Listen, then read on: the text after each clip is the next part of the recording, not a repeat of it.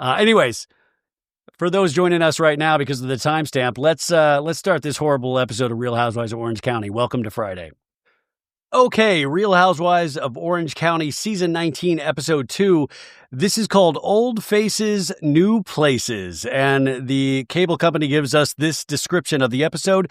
Katie extends an olive branch to the group. Tamra faces off with longtime foe Gretchen Rossi. Emily and Shane's parenting styles clash. Gina exposes a shocking allegation that leaves Shannon feeling completely betrayed. Now, on its face, that description sounds pretty A-okay. But why was I left feeling flat for the first half of this episode? I will say, even though Gretchen Rossi has never been a favorite of mine, it did bring a little juice to the episode, but it also highlighted the weaknesses of where we were at in Real Housewives of Orange County land. So it just really, to me, showed that these are a bunch of coworkers. And as Katie tries to explain some of her lying to the ladies is that she thought, listen, I thought this is how we do it here. We collect information and we throw ladies under the bus and pretty much saying things that would never happen in any sort of natural friendship, which just highlights that these aren't natural friendships at all.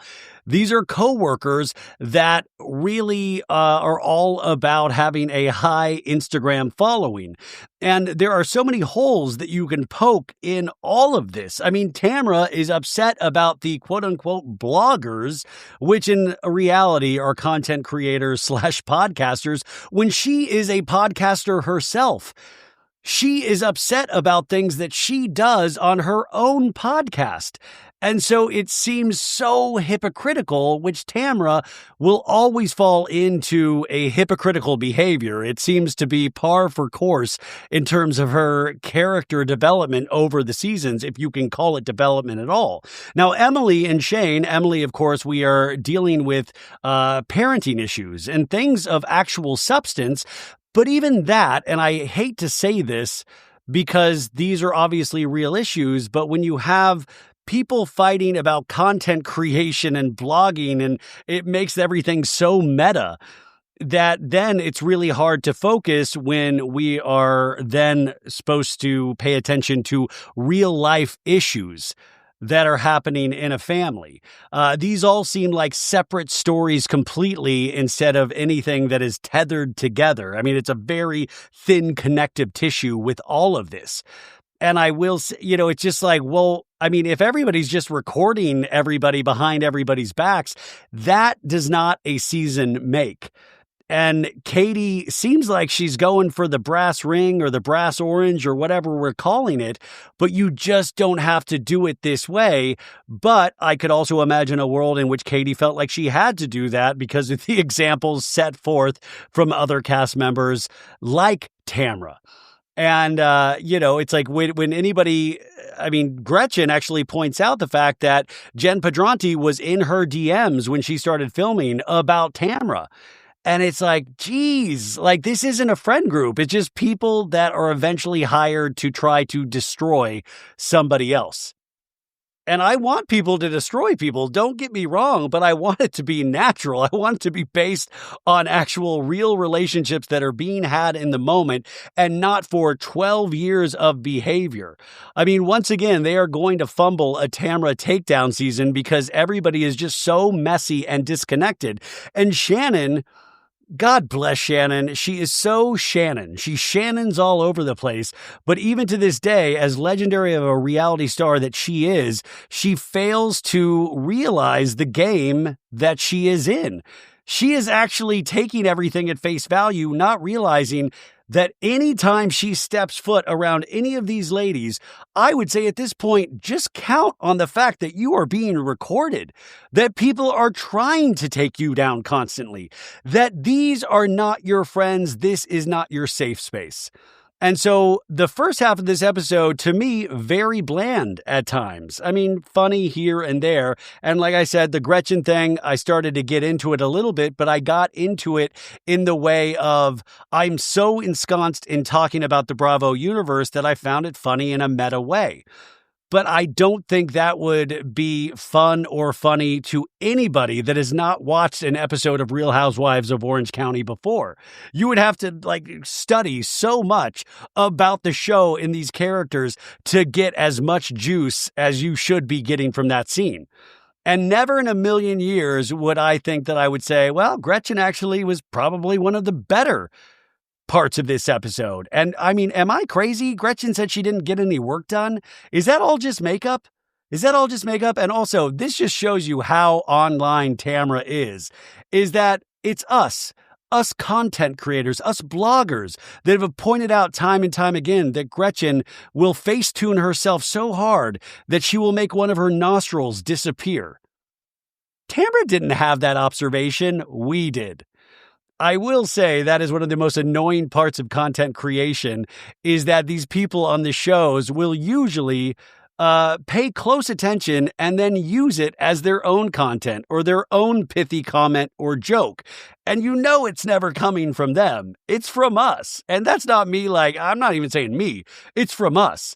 We're the ones, but they're in the comments reading every damn thing. And it's a bummer because it does, listen, I don't think any of these people are just horrendously evil. I don't think that, but I do think they play a certain role or are juiced up and encouraged to play a certain role. And I have to say, I would kind of just want to see Katie being Katie. And now I have this question, is Katie the person that we met last season, or is Katie somebody that is trying to crawl her way to the top? And always, like I always say, you can feel like you're winning the season when you're in these scenes. Like Emily might feel like she's winning the season when she's going up against Katie because she does have a leg to stand on. But when the audience, it gets filtered through to us, the audience, sometimes we're a little hazy on it. We're like, well, why is Emily so upset? Emily said that stuff at the reunion to Katie. But I think, like Emily said on Watch What Happens Live, she pointed out the fact that she said that stuff to Katie's face and she was lied to about those things from Katie. So she's calling Katie out to her face, whereas Katie is doing things behind everybody's back and trying to play this game where she's bringing content creators into it and then lying about it. And also, if you are filming somebody and sending that film out, especially if I was Shannon, in the midst of any sort of legal issue where Shannon was in last year with Johnny J, John Janssen, I would be fucking livid. Now, my sources say that Katie does not make it to the end of this season. Or if she does, she will not be asked back next season. But you never know. You never know. I don't know how the rest of this season is going to go, and I don't know how we're going to interpret it, how we're going to digest it, and Katie might end up looking like an amazing cast member by the end of the season. But from what I'm told, she does not make it to the very end of this season and will not be back next season. But you do get the sense in this episode that the battle lines are drawn. And Katie has aligned herself with Jen Pedranti. They brought Gretchen Rossi in. They have a little cabal going. They have a little juice. And you could go for the old stalwarts that are led in a way by Tamra, Heather Dubrow, Emily, Gina, and Shannon to me is like an outlier. She's somebody that walked the desert 40 days and 40 nights, and she's legitimately just living her life. Who knows which way Shannon will go at any point. But it is interesting. It's like, wow, they're really forming a little group, and can they take on Tamra and that gang?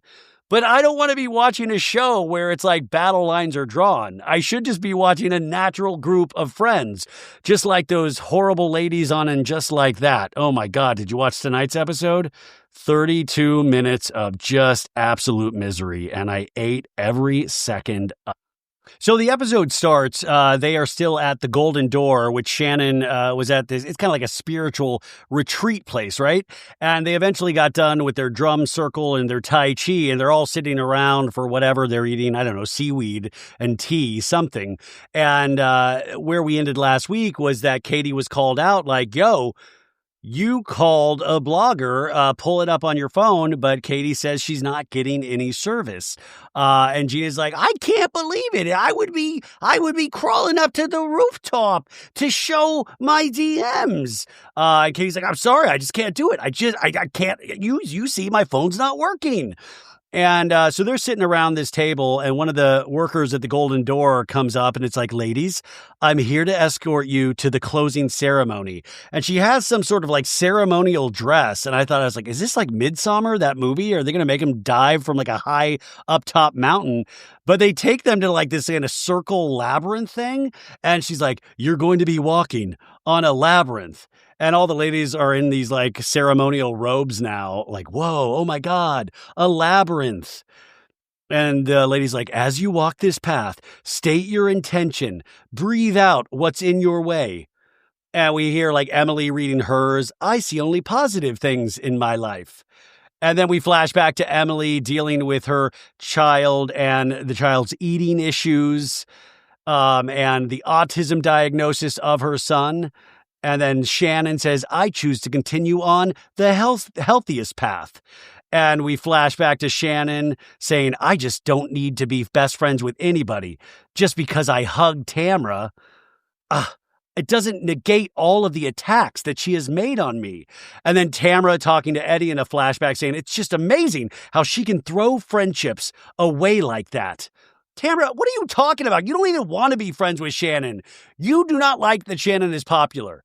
You do not like that even after everything that you tried on Shannon, that she still has a fan base. And then we get to Jenn Pedranti in the labyrinth, and Jenn is just like, blah, blah, blah. And Jenn then flashes back to a scene with Ryan saying, how was I friends for so many years with Tamra? And now I'm a target. And we flash back to Tamra from last season going, because I said, how's the FBI doing, Ryan? And then Katie's in the circle saying, I am bringing health and positivity by calling bloggers. No, we flash back to Katie talking to Shannon saying those things about me being a mother, that is not okay. And then Gina going, no, it goes back to all these bloggers.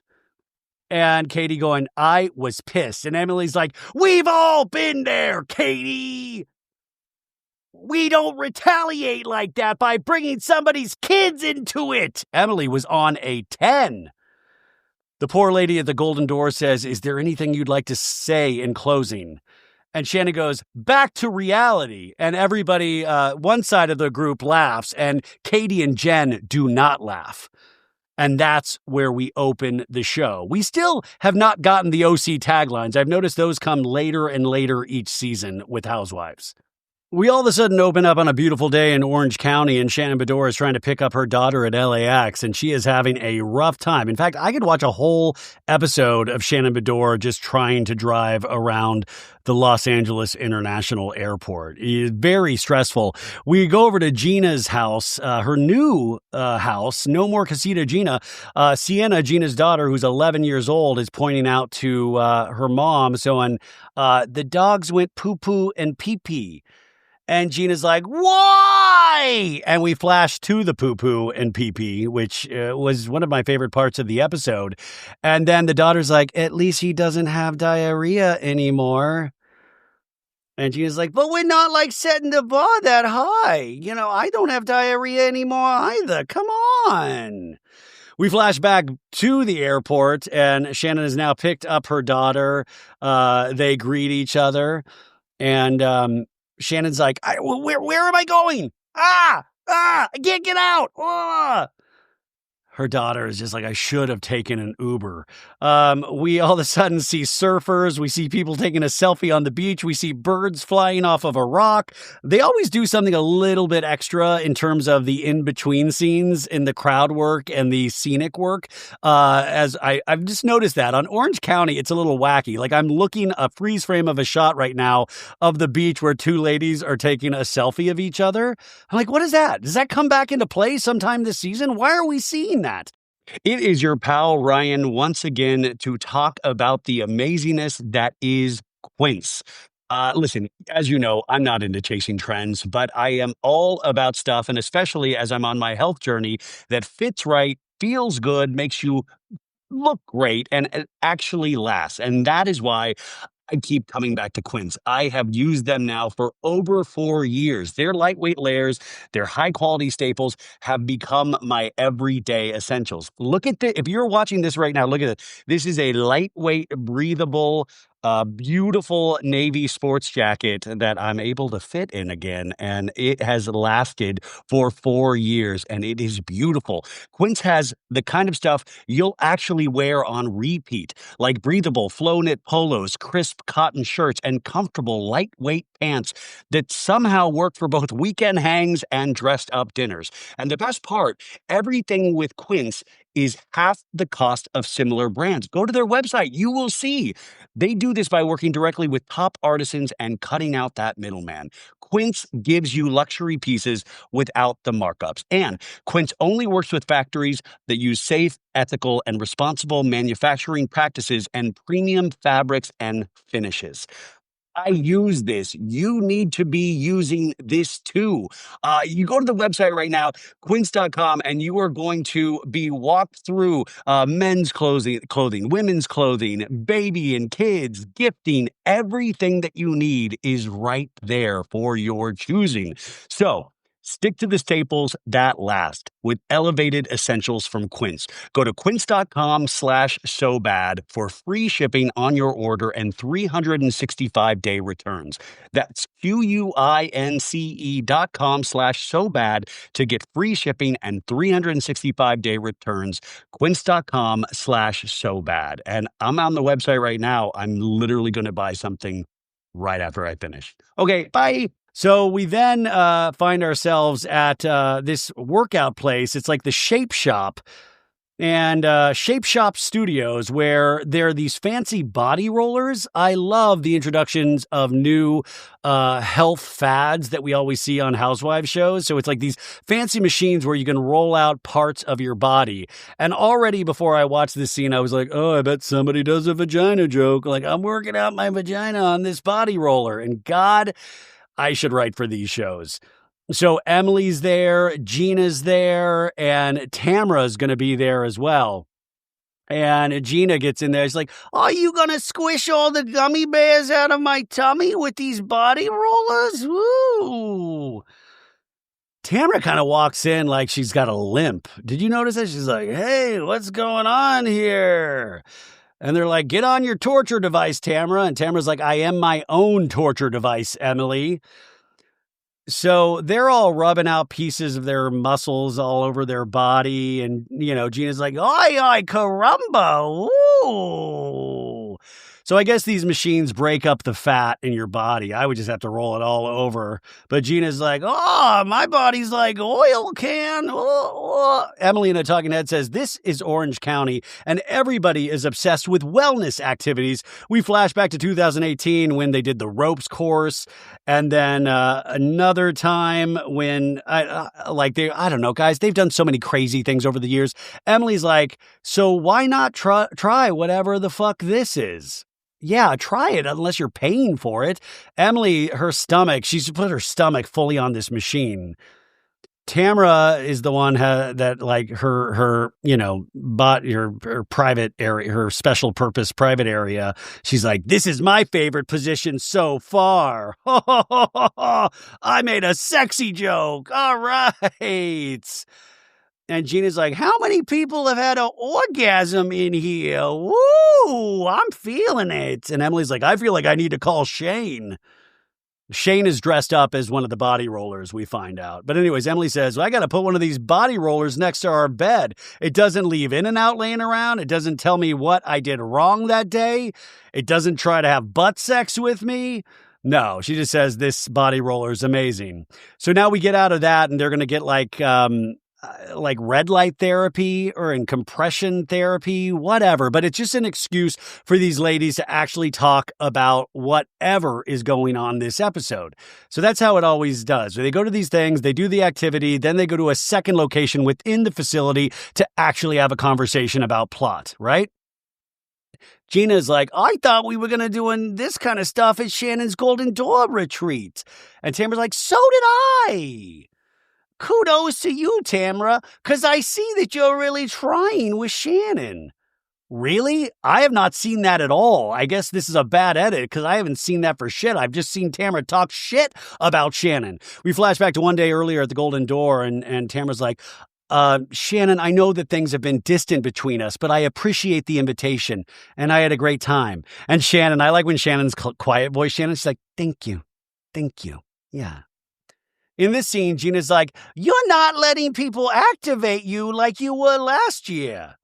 I was shocked by this, but do you believe that Katie did not talk to that blogger? And Emily's like, no, fuck that. She did. She did. And then we flash back to the Golden Door again, and Tamra's like, this girl was attacking me on social media. And of course, we're talking about the Bravo babe, which we talked about last week. She is the content creator. Katie says, listen, no, the Bravo babe, she DM'd me first, but I never called her. We cut back to this scene, and Emily goes, Shannon defending Katie, I got pissed off. We flash back to the Golden Door, and Shannon saying, I get uncomfortable when I see a bunch of people going after one person. We cut back to this scene, and Tamra goes, yeah, Shannon was trying to make it like it was a gang up. Yes, it was a gang up. That is part and parcel of how Real Housewives of Orange County operates. And Gina's like, it wasn't a gang up. Come on. You're hurting everybody, and now we want to address it with you, and now you want to sit there and victimize yourself. Well, you put yourself in that chair, Katie. Thank you, Gina. We cut to Katie Ginella on a bench by the beach. Shannon Beador gets out of her car. She puts on a cowboy hat of some sort, and they greet each other.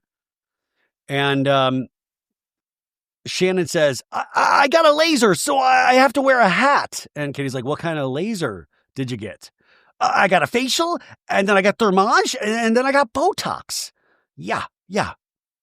In a talking head, Shannon goes, it's not fun to have things said. So if there's a laser that's going to snap it up, I'm going to do it. But it's just neck up. There's no neck down until I'm in a relationship. I don't even know when the last time I had a bikini wax is.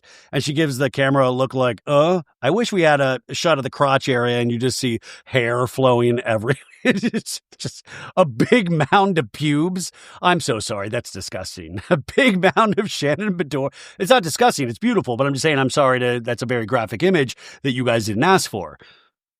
Katie tells Shannon, I don't ever come here, but it is just gorgeous in Laguna. Shannon's like, it is. I've never been around here. And Katie's like, how do you think yesterday went at the Golden Door? Shannon's like, I just feel like after last year, there was a lot of things lingering. And that maybe we could resolve some of those, and I don't know that happened. Katie goes, I really do appreciate, Shannon, that you stuck up for me. I felt like I was a little bit under attack, and I noticed you telling Jenn, I heard you, she's shutting down. And Shannon said, well, yeah, because you just feel this exhaustion. And it's like, what do I need to say to just end this? And Katie's like, yeah, I do shut down a little because I'm used to that. You know, like with me and my ex-husband, if I fought back a lot, it became worse. So a lot of times now I'll just appease so that it doesn't become some level 10 thing, you know? In a talking head, Katie says, I think it's just a trauma response that if somebody's screaming, literally everything freezes up. And I know that I need to speak up and open up. And maybe if they got to know me a little bit more, they would understand that about me. Yes, I agree with what Katie is saying, but also if you have done something wrong and you are trying to lie about it, the trauma response is not warranted, but you obviously are playing as part of the bad, right? Shannon goes, I just think they think you're calculated or you plan what you're going to do. And Katie's like, I wish I was that smart to play chess. I can barely play checkers, so there is no calculation on my part. I don't believe Katie in this moment. We flash over to the body roller massage place, and Tamra says, listen, I need her to admit shit. She has tried to coddle somebody that's going after me, spreading lies, and then she calls them? She said, I didn't call her, I DM'd her. Well, show me the DM that you DM'd her. Katie's like a silent assassin, she says in a talking head, Tamra. She's really sweet and nice to your face, and then she's like doing all this stuff behind everybody's back. It almost sounds like a Real Housewife of Orange County. And she's like, I learned from watching you. But Tamra saying that this blogger trying to go after her, I mean, I believe the content creator said one thing. And yes, it sucks. But also, this is what the hypocritical nature, though, is that Tamra says things on Two T's in the Pod every week, from what I've seen, that riles people up, that she'll say inside information or speculate on something, just like I do on this show as well. You know, do I really believe in any real way that the Bravo babe was going to destroy Tamra? No, not at all. So to make her the big bad, and she's not even a cast member on this season, is a waste of airtime. Tamra goes, she's just guilty on every count. We go back to Katie, and Katie tells Shannon, I've apologized to her 1,000 times. I'm sorry if I handled that incorrectly. I don't know what to do. And Shannon's like, I think that sometimes the choice of words might not be the best. Like you just said, if I did something, like that's an apology, but. And Katie goes, I know, but here's the thing, Shannon. And Shannon goes, but you just did it again, but. Katie goes, I am regretful of that, but. And Shannon goes, no, you did it again. Why would I go to lengths, Shannon, to keep apologizing to somebody that won't listen or give me the space to even speak? Shannon says, I guess it boils down to, do you want to have relationships with any of the girls in this group? Katie goes, yes, of course I do. The realistic question would have been, do you want to still collect a paycheck? I just think it'll take time, Shannon. I think it's not going to be fixed overnight. Shannon goes, well, how can you move forward? I want everything to be okay. In a talking head, Shannon says, it's important for me to have compassion for Katie because I've been in her situation with multiple people coming at me. We flash back to Shannon during a season where Kelly Dodd and Tamra made her cry. And Kelly telling Shannon, get on a medication that evens you out. And Shannon going, I'm not going to go on a medication. You keep shit talking me.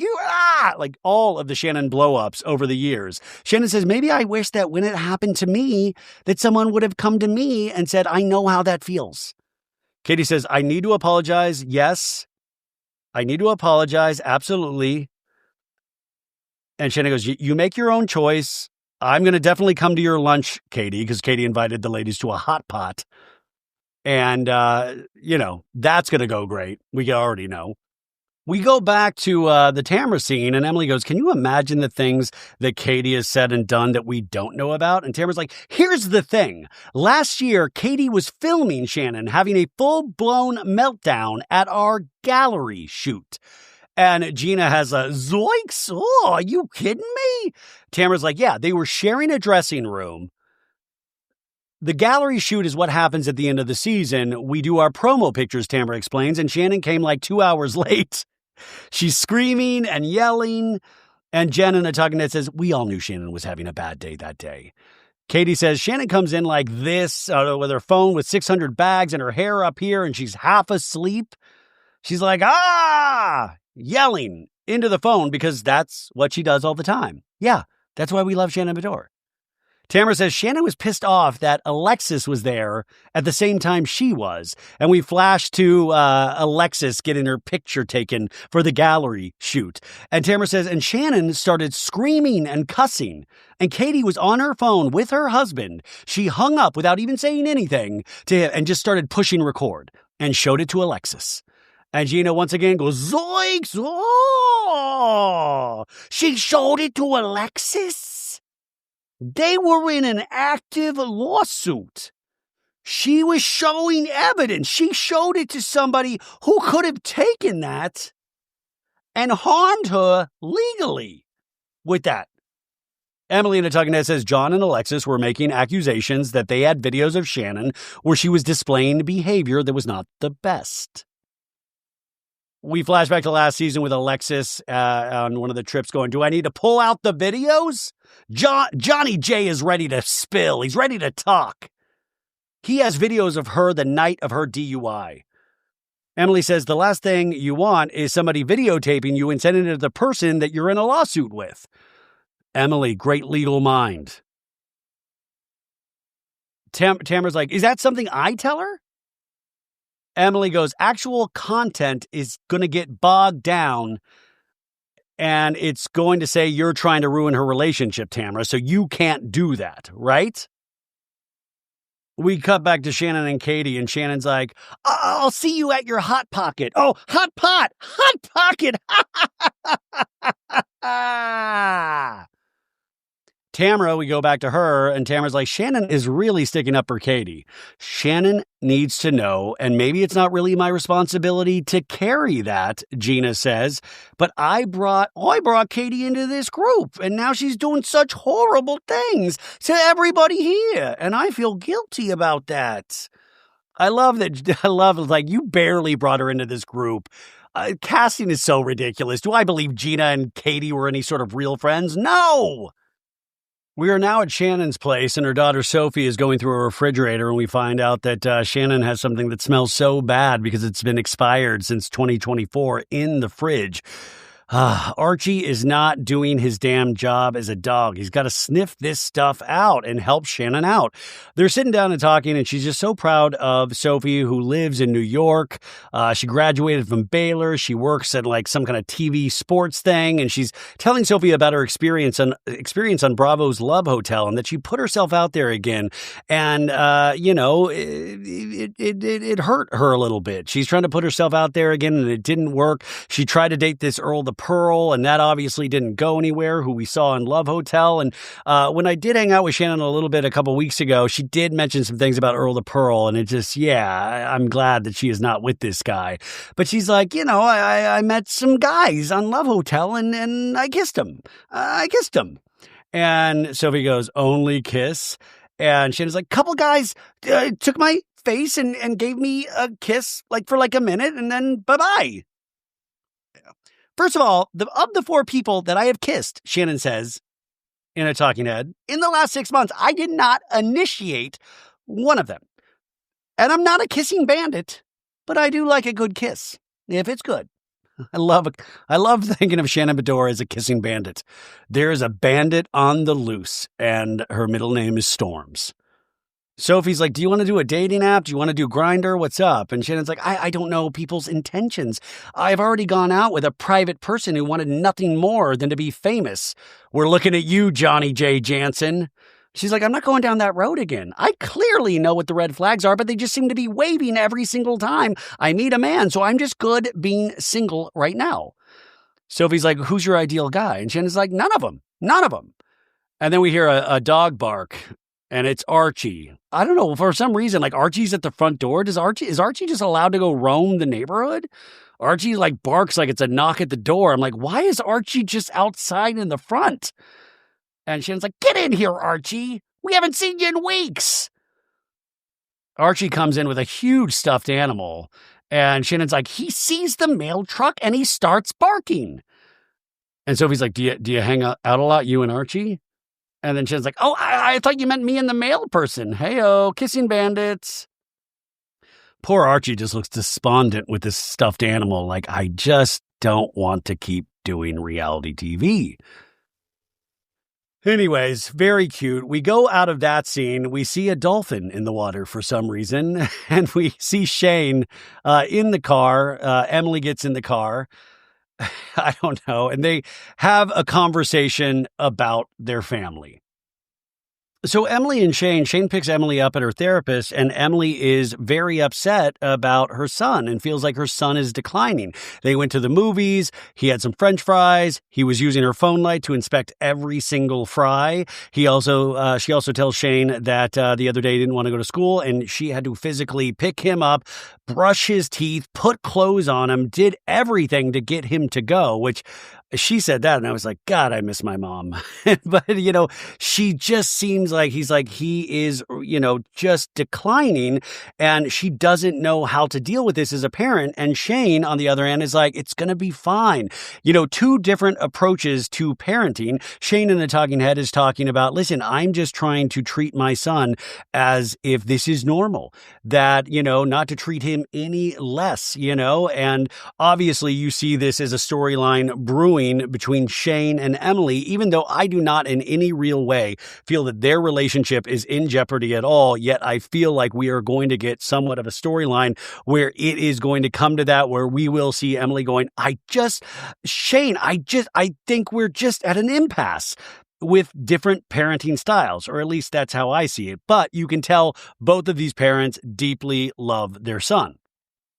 So now we're over at Jen Pedranti and Ryan Boyajian's place, and Katie and her husband Matt are over there. Matt was really kind of hesitant to be around Ryan because of all of his legal issues last season, but now they're all palling around. They're all buddies. Katie in the Talking Head says last year Matt was a little hesitant to get to know Ryan because of all the allegations surrounding the FBI. I'd be a little hesitant just because of the way Ryan dresses, but to each their own.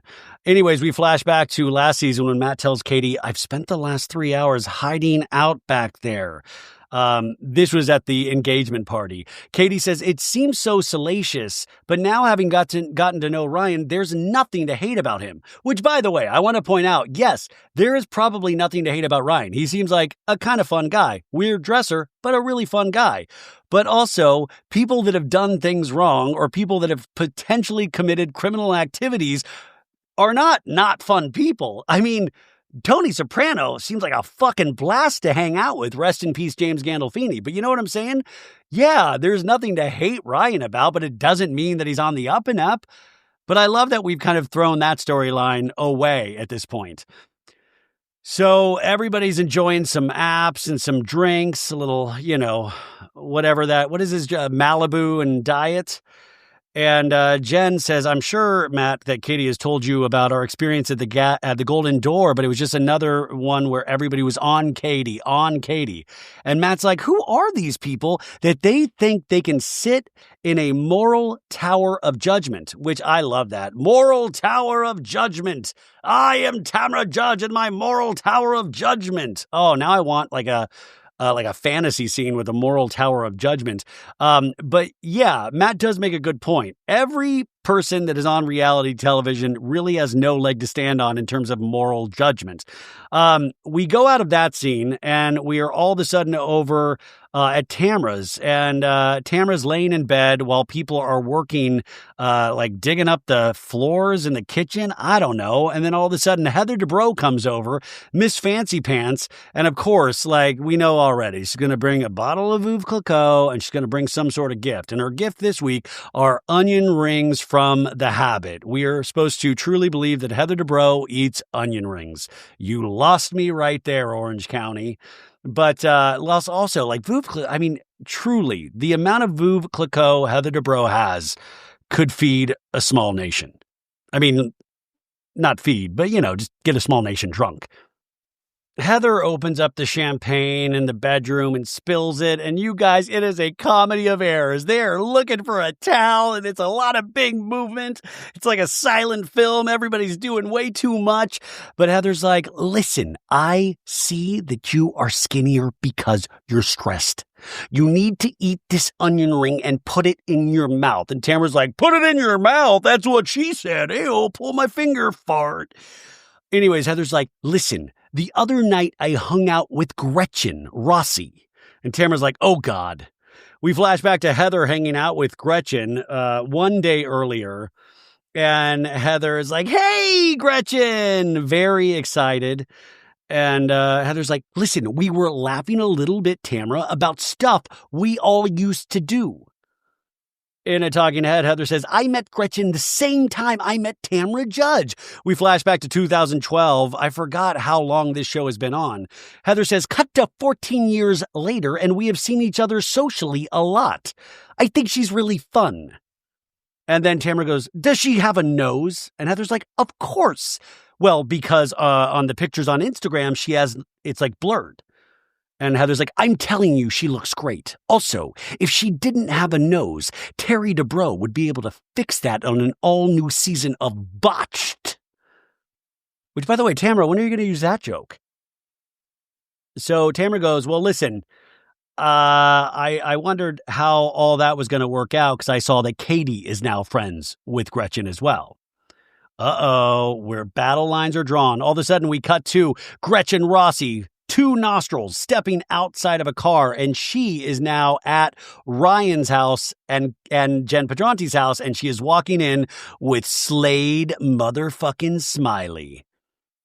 In a talking head, Gretchen's like, I know you thought you would never see me again, but here I am in all my glory. Praised be to God.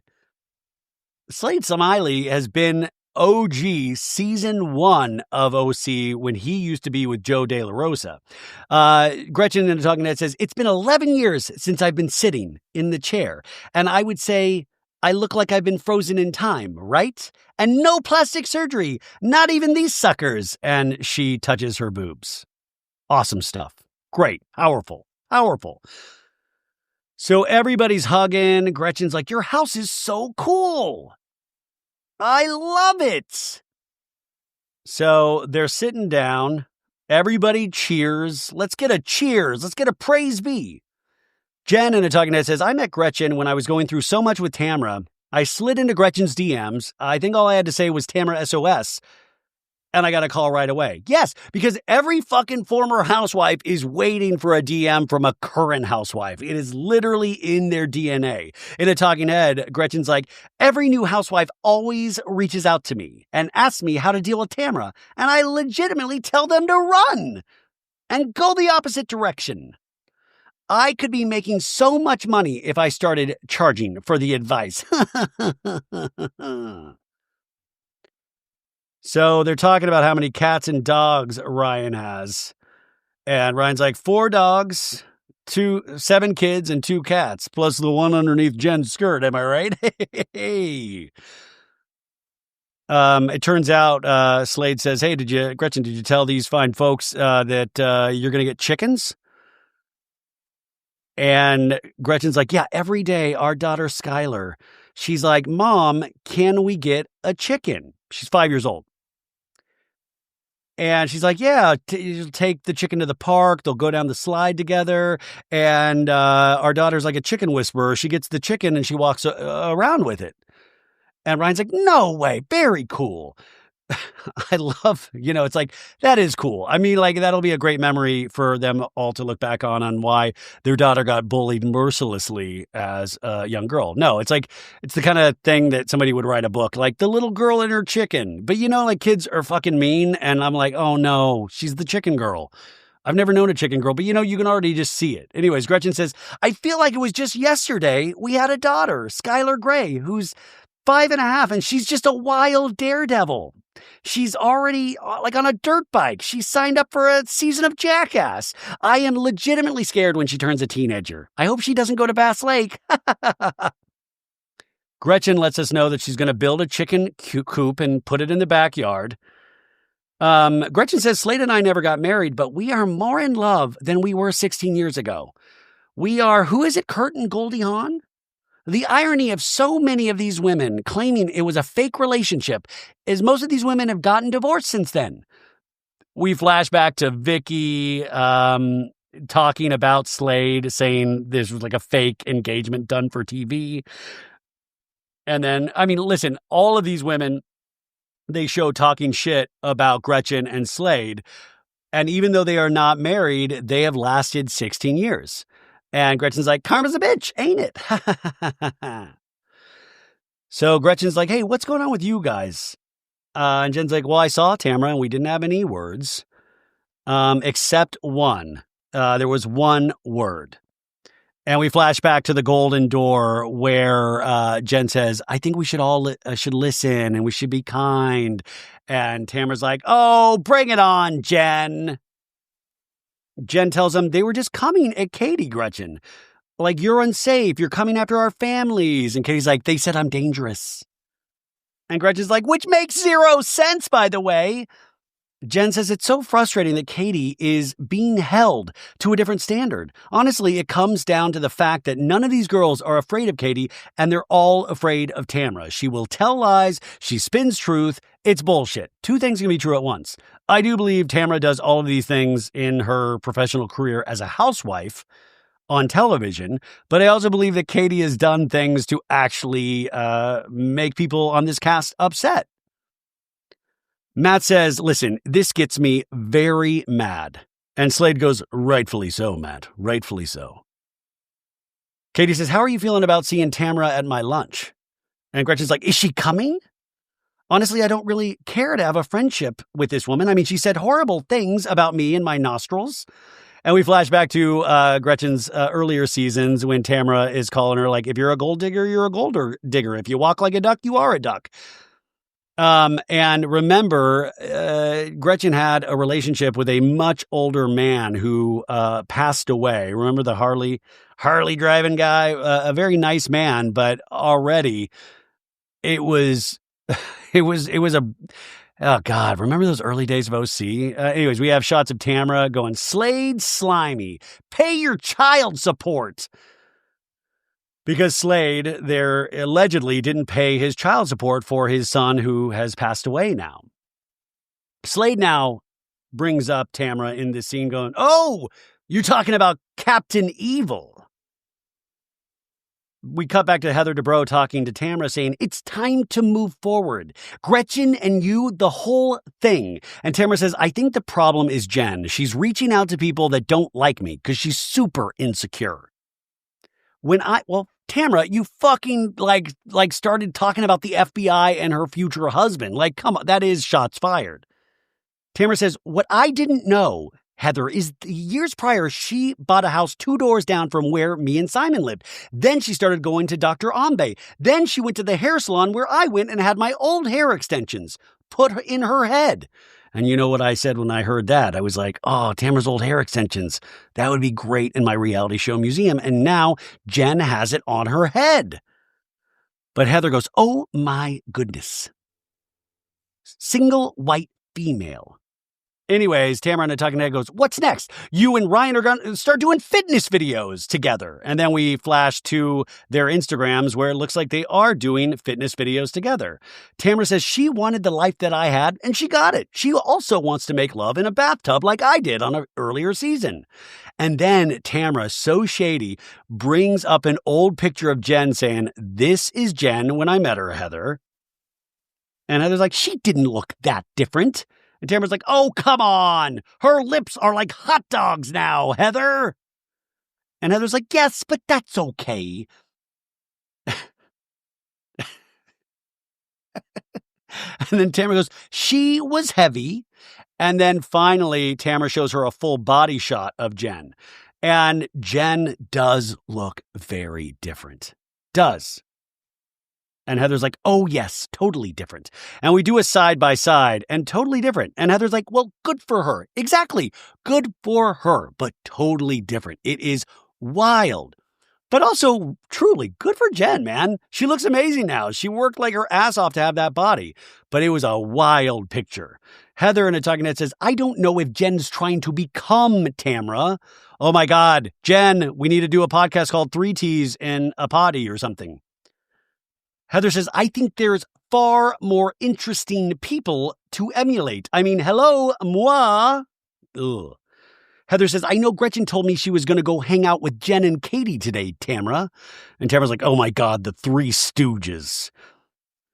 We cut back to Jenn and Ryan's place, and they have these like wooden spoons. And Matt's like, this is fantastic. I can slap my lady with it later. This is like a future key party waiting to happen. Really quickly before dinner, Gretchen throws in, Dear Heavenly Father, bless this food. Thank you, Jesus' name. Amen. And then she giggles. Throw in a little prayer. Gretchen says, Jenn, where do you stand with Tamra? Do you think there's a way forward with her? And Jen's like, I see too much with her. But can I support my friend who has a healthy, somewhat relationship with her? Sure. Talking about Katie. And Katie goes, I hope you have a different experience than I did, Katie, with Tamra. I get sent messages about the stuff that she is saying about me on this podcast. That's the part that pisses me off. In a Talking Head, Gretchen says, 2 years ago, Slade's son passed away from brain cancer, Grayson. And there were articles calling Slade a deadbeat dad. And we have a reality blurb headline pop up, Slade Smiley and Gretchen Rossi accused of, quote, capitalizing off son Grayson's death. But Gretchen's like, she's on a podcast saying whatever the hell she wants. And we flash back to 2023, a 2Ts in the pod audio Tamra saying Michelle, Slade's ex, is having to go through a GoFundMe to pay for his services. Gretchen in a talking head says Slade has never been a deadbeat dad. He just lost his son. Like, if you can't have a soul in that moment, you don't have a fucking soul. Sorry. I mean, listen. I don't know. I mean, I read those articles at the time, and I did believe them at the time. I'm very curious now. I'm not going to do it right now, but I want to look into this further. Please, if anybody has information, tell me. If that is truly not true, I would love to know. And yes, even, he did lose his son. That is horrendous. But this is the cage match forum that you're in, where people just say the worst things about each other. Gretchen says, listen, about Tamra going on, she's going through a lot because of what Teddy's going through. So she's saying, like, Emily came to her and said, you got to have some grace with Tamra because she's going through this thing with Teddy. And Gretchen's like, well, both the people in our lives have passed from cancer. My late fiance and his son, but where was my grace during that time? That was the older man we first knew Gretchen with. We cut back to Heather. Heather says she has heard things, how she feels. And Tamra's like, but does she remember contacting my daughter? We have a talking head of Tamra saying, Sydney, my daughter, posted something about me. And we read this whole long Facebook caption from 2015 last year. And it's highlighted, the reason I do not live with my mother is not because of my dad. It is because she is mentally, verbally abusive and not a mother to me. Tamra says, and Gretchen started communicating with her. That is one of the lowest, most disgusting things that you can do. And we see Gretchen communicating on an Instagram or Facebook post or Instagram post with Tamra's daughter saying, you have no idea how brave your words are, helping so many who have been wronged by your mother's manipulation and lies as well. But this is the thing. If Tamra talks smack, you can't be shocked when other people talk smack about you. It's disgusting on both accounts, right? So Tamra just says, it's disgusting involving someone's child. Heather goes, when I joined this group, Tamra, you guys were friends. And what could be cool is if you could put some shit aside and just have a little fun. Tamra goes, we'll see, but you want to dwell on 12 years ago? I ain't doing it. We cut to Gretchen. Gretchen says, I hear rumblings around town that she's trying to be a new person. She's all of a sudden going to therapy. I hope to God she changes. I really do. But she is a known liar and manipulator. And Ryan goes, facts. When does it stop? I mean, Gretchen makes some points, even though I don't love Gretchen. So now we're getting ready for this hot pocket function that Katie is throwing. And Tamra's talking to her glam team and saying, I'm going to match Gretchen's energy. Whatever she throws at me, I'll throw back at her. And then we cut to Gretchen and Jenn Pedranti in a car. And, Jen's like, how are you going to talk to Tamra? What's going on? And Gretchen's like, with Tamra, it's like, it reminds me, it's like my favorite Bible verse. There's a favorite Bible verse I have, and it's, the Bible verse says, fuck Tamra. No, she says, my favorite Bible verse says, the Lord will fight for you. You need only to be still. I put that into play every fucking day. I just will lay there and watch TV. I don't know if that's what that means. So we're already okay, this is going to be interesting to watch Gretchen and Tamra interact. So we're at this hot pot place called Nice to Meet You. And there's all this intense music. And we see Katie sitting there. And then all of a sudden Emily comes in with these big Terminator glasses on. And Emily's like, it's so crowded in here. And there's a kind of an awkward interaction, silence with Katie and Emily. And Emily's trying to say, I'm going to be on the outside because I might need to go to the bathroom all the time. I've got the shits right now. But it's just awkward. You can sense the tension between Emily and Katie as they're sitting on opposite ends of the table. They're already drinking some, soju or sake. Heather Dubrow gets there. Gina gets there. Jenn is there. It's Tamra. Tamra's also wearing Terminator glasses. Shannon Beador is there. Shannon Beador bows like konnichiwa. So they're doing these little pleasantries before Gretchen gets there. Shannon says, Sophie is home, you guys. My daughter, Sophie. She has a bachelorette party. And it turns out Sophie broke up with her boyfriend. And Tamra's like, what? And Shannon's like, Reese was part of our family, but Sophie decided she wanted to live her life and never wonder what it would have been like had she been a single girl in New York City. This is what happens. Too many girls watch Sex and the City and then want to, no, we need girls to watch and just like that. That's what, it's like just a warning across the bow. Shannon goes, yeah, she said, I'm going to focus on my career, and this is the time when I'm supposed to go out, have adventures, and live life. And Emily's like, that is a very smart perspective. I love that myself, actually. Katie goes, I got sake if anybody wants some, So everybody cheers and like, thanks for hosting us, blah, blah, blah. Cheers, cheers, cheers. And all we're missing is Jenn and Gretchen. And all of a sudden we get a slow-mo walk in with the feet going up to the bodies of Gretchen and Jenn walking arm in arm. Here they are.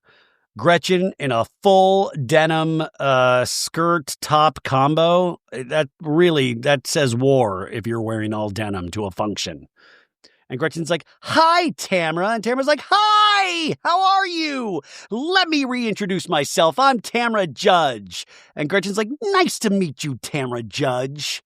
I'm Gretchen Rossi. It's been a while. And they're like, you look beautiful. You do too. How long has it been? And Tamra's like, 12 years, maybe? Tamra, or Gretchen in a talking head, says, this definitely feels like a Tamra tactic. Pretend like everything's great, la la la, right before she strikes. I will say, this Gretchen does know how Tamra moves. So they asked, Gretchen, what have you been up to? She's like, my daughter's raising chickens. No, she says, well, just life, just with Slade and being a mom. And Emily goes, I actually met Gretchen at my 40th birthday party in 2016. And Gretchen's like, yeah, I remember that. We had so much fun. And we see a photo of them. Emily's like, my friendship with Tamra did suffer when I was friendly with Gretchen, Emily says in a talking head, because I did not know there was beef between the two of them. Somebody that has never studied Housewives. We flash back to a scene from 2018 where Emily says, I think the last time we chatted was right when I was turning 40. I think I've seen Gretchen once since then, Emily tells Tamra in this flashback. And Tamra's like, she's part of the I Hate Tamra Club. Emily says, we worked through it, me and Tamra, but I'm not making that mistake again. Emily, you do you. Do not worry about Tamra. So they're doing some more sake, and Tamra's talking about Heather dumping champagne. I don't know. The whole champagne onion ring scene, it's not as funny as they all are trying to make it out to be. She's like, Eddie said, did you spill something on my side of the bed, Tamra? And Tamra's like, it was Heather's fault. And Heather's like, oopsies.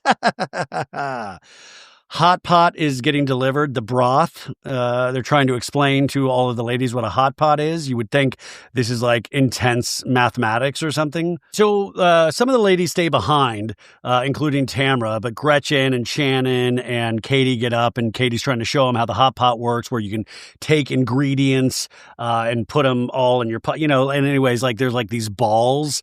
And Shannon's like, Jeana wants the balls. And they're like, no, these balls aren't big enough for Jeana. And we flash back to last season when Jeana once again reminds us, Travis's balls are enormous. He's packing huge, gigantic balls in a gigantic nutsack. They're huge, gigantic. And by the way, I will say, when I saw this, I was like, good. I was joking about Travis's balls last week, and I'm just so glad they're represented once again in season 19. And I do think that Travis's balls are a strong part of my brand, and I do not want that to be forgotten. Travis has huge balls. But yeah, Gina's like, Travis's balls are enormous. And Shannon comes back to the table and goes, Jeana, there is a ball combination in there. And Gina's like, I don't do tiny balls because Travis's are huge. Katie goes, I appreciate all of you coming because, I think a lot of things happened last year, so I want to start fresh. I'm regretful for some of these things, and I just want to do better. So thank you for coming. Thank you. And Gina goes, I do appreciate the fact that you said you have done things incorrect, because now everything that you do, I'm questioning it. You know, this thing between you and Tamra and this blogger. And Tamra goes, well, she came to my house and explained everything to me. And Gina goes, oh, so what happened there? And Tamra goes, well, Katie owned up to it. And then Katie explains to the table, I called the blogger on Instagram. We flash back to one day earlier and we see Tamra's 2 T's in a pod mic. We're in the pod studio. And Katie is explaining to Tamra, saying, I'm looking through my DMs, Tamra, and I called her. She said, Tamra's threatening to sue me.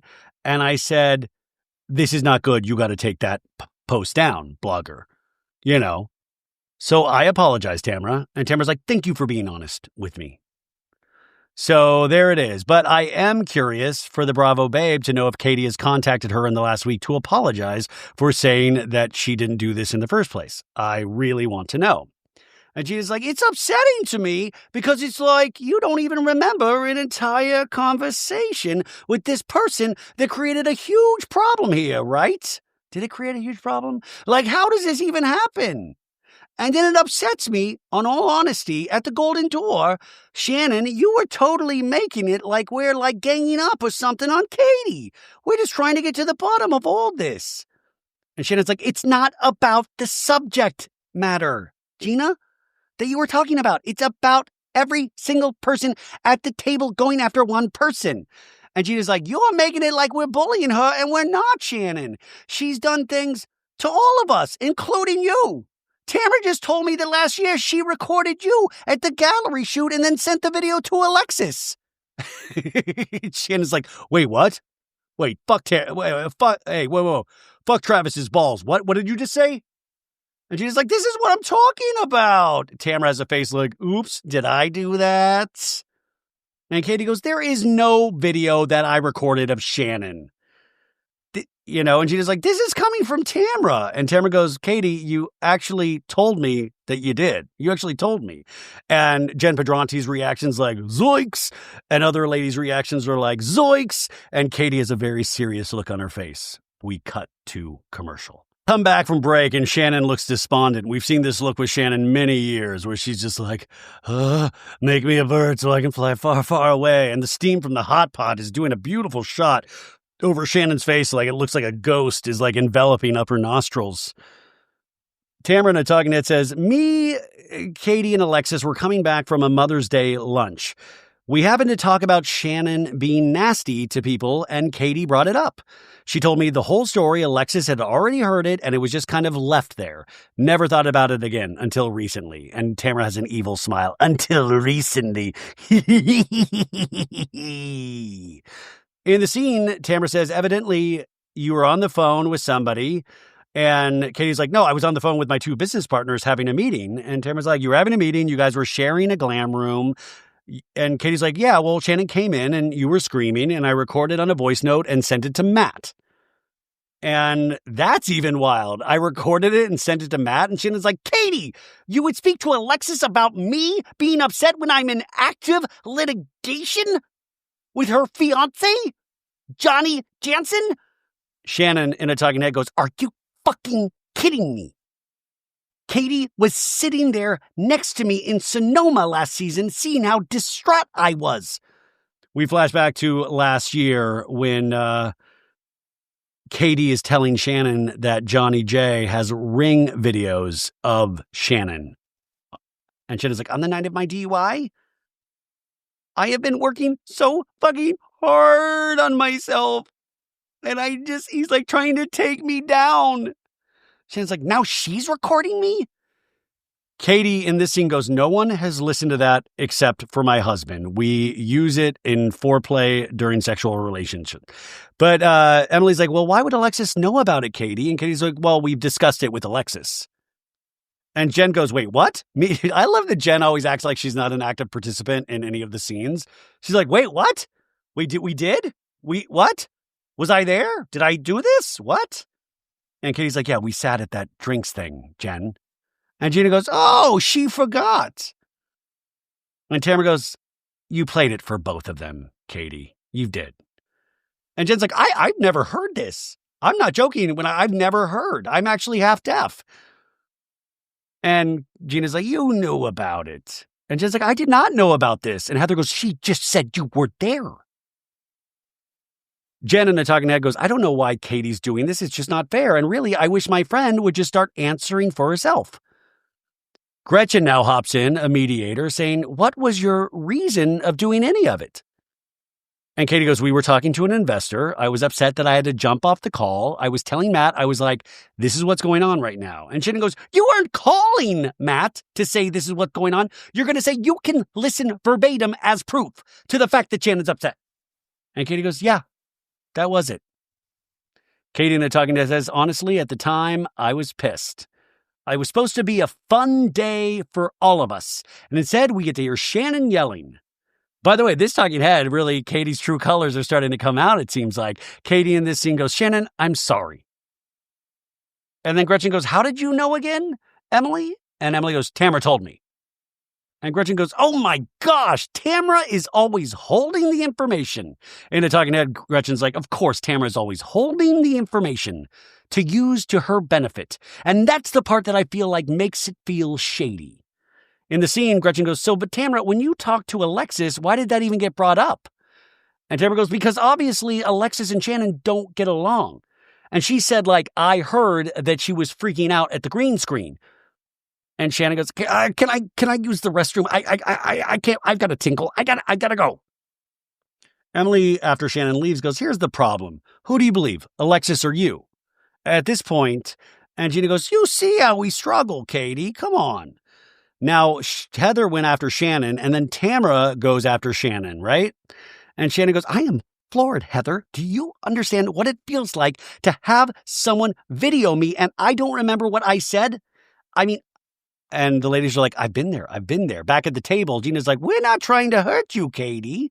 So there's no need to try and hurt us in that way. Katie goes, I did some fucked up shit, and I regret doing it. You know what I miss the most? Talking and laughing and hanging out with Gina. That's also where I'm like, wait a sec, Katie. You're really lying here. And Gina goes, I know. Well, I'm happy. Well, thank you for saying that. You know what, Katie? This is why I hold on to this, because I genuinely liked you. Katie says, I regret a lot of things from last year. I thought it was an eat or be eaten situation, and now I look at it a lot different. I am sorry, both of you, that I hurt you. I truly am.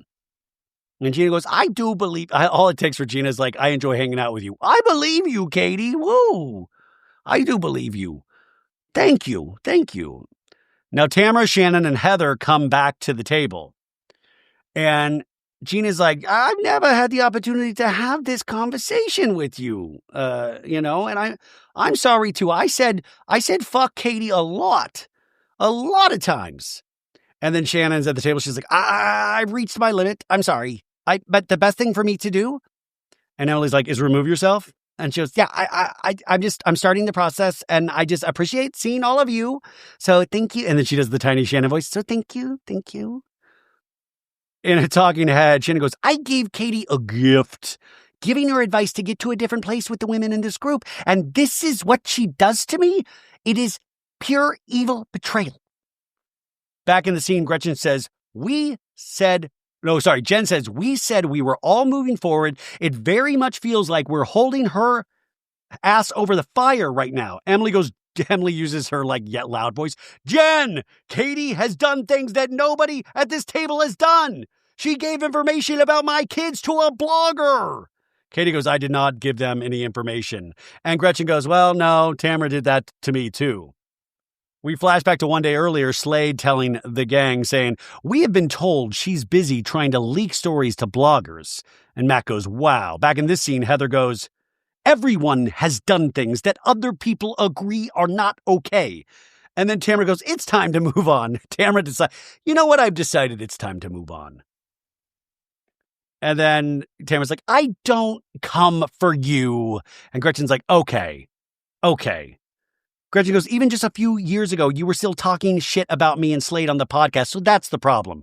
And then Tamra goes, what did I say? Tamra's like, oh, thank you for the download. Okay, great. Gretchen goes, you said that Slade was a piece of shit. That's what you said. And Tamra goes, no, I didn't. It wasn't anything negative about you. Gretchen goes, yes, you said for years that Slade was a deadbeat dad, too. And then Tamra goes, was he? Dun, dun, dun. And Gretchen goes, no, he has never been a deadbeat dad. Never. Tamra goes, okay. Gretchen in a talking head says, what's one of the first things that pop up on Google when you type in Slade Smiley? So yeah, I hold a lot of resentment and frustration. Tamra in a talking head says, why is she still so concerned whether Slade's a deadbeat dad or not? It's been 15 years. Tamra trying to convince the audience. They're like, listen, I always thought Slade was a deadbeat dad. I'd seen so many things. But it is funny of like, why would somebody care all these years later? Because that's a pretty fucking brutal thing to say if it's not true. Tamra's like, who are you trying to convince, Gretchen? Yourself or the public? In the scene, Gretchen says, you, Tamra, have been the one who is proven to be a liar. You were sued for being lied. I love Gretchen can't really say full sentences. She goes, you were sued for being lied. I think she was like, you were sued for lying. And a Reality T article pops up. Tamra Judge and Jim Bellino finally settle $1 million defamation lawsuit. And Gretchen says, and you were almost sued again by Ryan. And Tamra goes, no, I misspoke. And I apologize for that. Jen says, a lot of us, the pain that some of us have felt, all of us have felt, Tamra, is hard. There's a lot of pain. There's a lot. Tamra rolls her eyes and Jen goes, wait, you're going to roll your eyes at that? Tamra goes, do you think that she's crystal clean? Gretchen, do you think she didn't contact my fucking daughter? And Tamra gets her yell voice. And Gretchen goes, I did not contact your daughter. I didn't, Tamra. She commented on a post. And Tamra's like, well, that's the same thing. And then Gretchen leans forward with her head and goes, it is not the same thing. And she looks so intense. It's like Gollum in Lord of the Rings. My precious, it is not the same thing, Tamra. And she like freeze frames her head. I'm like, move your head, Gretchen. God, it's scary. Tamra says, it wasn't my daughter that made that post. It was my ex-husband that made that post. And Gretchen's like, that's what you always do. You blame it on somebody else. Your daughter even came out after you've said that, Tamra, and said, my mom is lying. This is my account. I made the post. And Tamra's like, no, that's not true. And Gretchen's like, no, that's what she did. And I have the proof of all of it. So you can spin your little lies, Tamra, and do all of your little manipulation like you always do. You are the liar beyond liars. You feel, and Jen goes, Tamra, do you feel like you want to take accountability for any of this? Or do you want her to take all of this accountability? And Tamra's like, I will take accountability for whatever I've done. In a talking head, Heather says, I think the problem between Tamra and Gretchen is that they're both so intensely going after each other all the time. They can't see their own part in the feud. In the scene, Tamra goes, I thought we could just move forward. And Gretchen's like, what made you think we could just move forward? And Tamra's like, okay, then we can't. And Tamra goes, I didn't say we couldn't. I just said, why do you think? And Tamra goes, because I don't want to be around you. And Jen's like, Tamra, why is that your go-to reaction?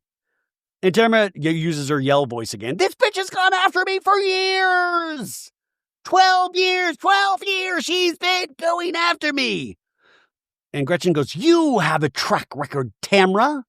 It's the same old Tamra. It's the same pony and song dance. What's it called? And the producer's like, same old dog and pony show. Same dog and pony show, she tries to parrot back. And the producer's like, okay, yeah, great, good stuff. And then Gretchen's like, I knew there was a bitch involved. Another one of my favorite Bible verses. Heather in the scene goes, you need to talk. And Gina goes, it seems there's a lot of hurt on both sides, and maybe there's a way to move forward. Tamra says, Gretchen, you've been hurt, I've been hurt, and I don't want to continue to go forward like this. And Gretchen's like, it's just like, you got to have accountability for the things that have happened. And Tamra's like, yeah, on both sides. And Gretchen's like, I'm fine with that. And that's where I think you and I need to talk. I love that. It's like, and that's why the producers feel like we need a scene, just the two of us. Because we have a disagreement about where we feel like that level is. And Tamra's like, and I agree with that. But you can't hold on to that shit, Gretchen. It kills you. Oh, Tamra. In a talking head, Tamra says, therapy has taught, I was laughing, therapy, being on the spectrum has taught me that you don't always have to be right. Gretchen can say whatever she wants to say about me. It doesn't affect my life. Because you know what? I'm the only person that can affect my life. ChatGPT is my therapist. Heather goes, I think it's great that you two are talking, so maybe you can continue this. Yeah, I think it's great. Let's put a pin in this. I think it's great. And Tamara's like, yeah, I'm very open to it. I'm very open. We need to stop this. We need to stop this. But it's up to you, Gretchen. It's up to you. In a talking head, Gretchen says, I don't think that Tamara's ever going to really have true friendships until she can actually recognize what she's done to harm people. And until I feel like I get that from her, I don't really know if I want to move on. And then Jenn has her purse. She goes, Katie, that was interesting. Thanks for having us. It was really great. And Heather goes, I feel full. Yes. Ha ha ha ha. And then Emily goes into her purse and goes, I got a hard-boiled egg for the ride home. It was one of those like things that you could pick for the hot pot. And everybody's like, what are you talking about, Emily? Emily loves a fucking purse snack. She brings turkey subs into like the steam room. Last week she was putting donuts in her pocket, and now she's put an egg in her purse. And Heather's like, what? You put an egg in your purse?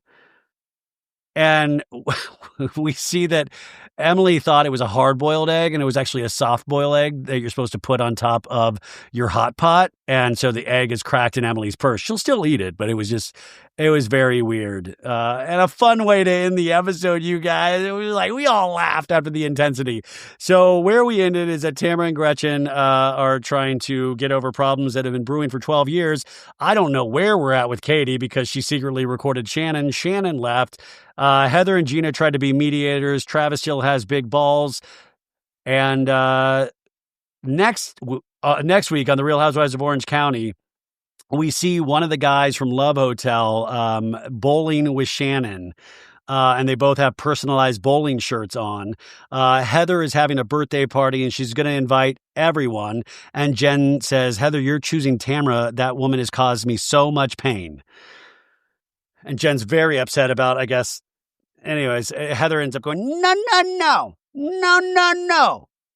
And then Emily saying Shannon and Katie have a thing going over there. And Gretchen says, I'm hoping that it's not going to be bad. And then Shannon pointing at Katie saying, you are the most evil person. You are worse than Alexis Bellino, Katie. We're done. We're done, Katie. And that is the end of not season 2. God, I wish it was the end of the season. This is episode 2. I hope you enjoyed it. Come back on Saturday for 2 quick interviews from Love Island USA contestants. Patreon, I will be catching up with you this weekend with the finishing of the Q&A and the Valley After Show recap, where we will scream about Jax Taylor once more. But yeah, have a great Friday. You're at the weekend. Try to enjoy it. Okay, bye guys.